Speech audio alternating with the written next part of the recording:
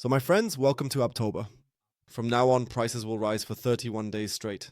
You know the deal. Altcoin season to the moon, Bitcoin at 190,000, 200,000, whatever you want. Because now it's Uptober. It could be that nice, but that's probably not how it's going to look. But a little joke on the side is always good, because now we also have the shutdown in the US. Oh no, now everything is going down the drain. Crash now, what now? Either Uptober or a crash because of the shutdown. In today's update video, we'll definitely take a closer look at what this shutdown is all about and what I'm currently paying a bit more attention to than we'd like. Because, as I said, the shutdown itself isn't really the problem. What's more important is that it has effects on other things that will happen later this week. If you want to know what that is, you'll definitely find out in today's update video. But before we get started and take a look at all the prices, Bitcoin, Ethereum, and everything else, feel free to give the video a like. Subscribe to the channel if you haven't already, and of course feel free to join the free Telegram group for tips and signals. If you're interested in updates, news, and signals, feel free to join there. You'll find the link for that for free down in the video description. And if you want to trade everything we discuss here, feel free to sign up with my partner exchange WEEX. At the moment, you can get up to 11,500 USDT in bonuses there. With that, you can test out the exchange, play around a bit, so to speak, and grab a few bonus trades for yourself. And with that, he can too. Open. Alright, let's dive in. Bitcoin has recovered from its little dip yesterday because now it's October, which means it's only up from here to the moon and all that. You know the deal. Of course not. So Bitcoin has recovered from its dump yesterday. Yesterday we were back at the 200 SMA at 112,500 US dollars. But what led to this little dump, or rather to this small recovery as we can already call it at this point? It was the JOLTS job openings. So that was point number one here. We had a forecast of 7.19 million, but in the end it was 7.22 million. Hey, sounds good, the economy is running, right? But for an interest rate cut, it's not so great because when the numbers turn out better, it's good for the economy, and Powell needs a crappy economy because interest rates don't matter otherwise, so the economy has to be bad in order to lower the rates. That's point number one already. Point number two here is we now have a shutdown in the US. Wow, that sounds more frustrating than it actually is. I've looked something up for you here. Facts about the government shutdown that the media won't report. First, the average duration of a shutdown is only 8 days, so it's really not that dramatic. We've experienced it 100,000 times already. Second, the S&P has ended up higher a year after a shutdown in 86% of cases. Bullish. Third, the S&P records an average increase of 13% 1 year after the end of the shutdown. Bullish. Fourth, during the 35-day shutdown in 2018, the S&P 500 recovered by 11%. Fifth, while the government is closed, the US postpones $400 million in daily costs. So in the end, that's actually $400 million in costs being saved, right? So everything fits, very nice. So as you can see, it's actually not that dramatic.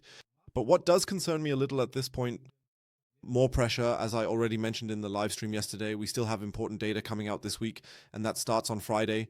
Or actually, it starts a bit earlier, but let's just begin with Friday, with the unemployment rate, the non-farm payrolls, etc. Non-farm employment, then we also have the average weekly working hours, and all of this data will not be released. So, and in my opinion, that could be the negative impact of this shutdown because this data will probably not be reported. If things go badly and if this shutdown lasts a bit longer, and that could then have a direct impact on our Bitcoin chart or on the other charts because we're missing data relevant to an interest rate cut. In the end, the numbers could turn out to be fantastic. The non-farm payrolls could suddenly explode again, which would not be good at all for an interest rate cut. In fact, quite the opposite, which could then lead to this rollover again. So that's why continue to be cautious. We had the green zone, which I marked yesterday in the live stream. That would have been another support level, but by now we can forget about it. That means the main target up here remains in place. This sell zone up to around $116,000 or $117,000. The funding rates are still the same as yesterday, and if we look at the heat map, that's also unchanged from yesterday. We still have a small cluster above us, but it doesn't really look like things are going to shoot up in an extremely bullish way. Those are the key points. They bother me a bit, of course, especially because of the numbers and things like that. So as you can see, over a 3-day view, we have significantly more, but again, the $116,000, yeah, that's how it is at the moment, or at least it seems that way for now. This area from 0.786 to about 0.886 currently seems to be more or less the maximum.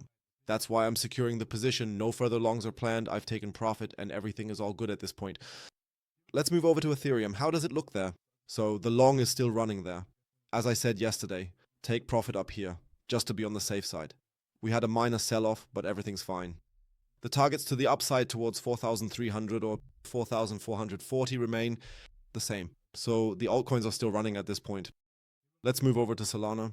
Here too, Solana had a small dip yesterday at this point. Otherwise, Solana is continuing on its way. The targets to the upside are still clear and obvious. 222 to about $240. We might have to adjust the sell zones again if necessary, maybe correct them down a bit, depending on how far we've already progressed with Bitcoin, but I'll definitely let you know in the Telegram group at that point. Then hype, quite a lot of consolidation. Let's also take a look at Pump Fund because the long is going very, very well there right now. Since our entry down here, we're now back at 0.0063 US dollar cents. That means we're sitting at a profit of 23% here. At its peak, it was even 26% last night. For those who also set up a bot, as I said, the PioNex promotion is still ongoing. You can get up to 1,000 USDT in bonuses here as bonus trades. You can open them here just by making a deposit. You don't have to trade at PioNex. Just take the bonuses you have at PioNex, deposit $1,000 here, and you'll get 500 USDT. Then you can also set up bots like these here for free and simply try it all out. You'll find the link for all of this down in the video description. So as you can see, all the trades are basically running, and of course my BTC short is still ongoing as well. So the short bot is running. I haven't changed anything about it. On the contrary, I'll probably even increase it a bit at some point. Scale it up. Other than that, things are pretty quiet in the crypto space. For me, there's definitely still enough upward potential. We can see that in the heat map. We can see it in the funding rates. The only thing, as I said, is the shutdown at the moment, which is making me think a bit, but that's more about the news coming on Friday. Other than that, I honestly couldn't care less about it at this point. Let's move on to gold. What's gold doing? Another new all-time high. Barely, but it's a new all-time high. That's fine. Silver has missed our take profit by 2 cents, if I'm seeing that correctly right now. So I hope we'll definitely get another push upward here. But that's also something I already mentioned yesterday during the live stream. I can easily imagine that gold and silver will see a pullback in the next few days as long as this shutdown lasts.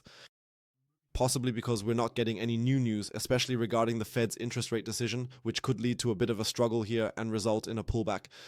It wouldn't really be anything negative at this point. Now, except for those 2 cents, we've actually reached my price target up here for the first time. That's still a good sign. In my opinion, a minor pullback at this point wouldn't necessarily be a bad thing and could definitely happen in the next few days. Let's see what happens next. But otherwise, silver is performing very, very well at the moment. So you can see the performance over the past few days, and I don't think this is the end yet. In any case, maybe it was triggered for Martin, but apparently not for me. Just 2 cents short. Let's see if we can maybe squeeze a bit more out of it. Otherwise, euro versus US dollar. Yeah, the euro is benefiting slightly from this now. US shutdown, well, it's not really anything dramatic either. Otherwise, it's very, very quiet. Let's move on to the 13. Let's take a look at the markets. There's a DAX that's pumping a little. Okay, fair enough. Dow Jones is holding its trend. That's fine. NASDAQ, yeah, is still struggling a bit with the new all-time high, also having a bit of trouble. But none of these things should really have any impact. So just because there's a shutdown now doesn't necessarily mean that the stock markets are going to crash completely. It has nothing to do with stocks at all. It's about government operations. Still, people on Wall Street and so on can make their money. That's just how the whole game works. S&P 500 is just short of a new all-time high, so things are actually looking pretty good there as well. Last but not least, the final 2 stocks for today. Where do we have Circle here? Still in consolidation mode, and since I mentioned it a lot last week, D-Wave, now with a small pullback, but that thing gained 40 to 50% last week. That's all good. So that's it for today, I'd say for now. I think I didn't forget anything. Nope, that's all for now. All right, that's it from me. I wish you all a nice, relaxed start to the day. Take care of yourselves. If there's anything, join the Telegram group. That's where you actually get the latest information. Also, if I make any changes to my positions here, you'll be the first to know about it there at least. And otherwise, I'd say that's it from my side. I wish you all a nice, relaxing day. We'll probably talk again tomorrow. Until then, ciao ciao, and as always, stay crypto.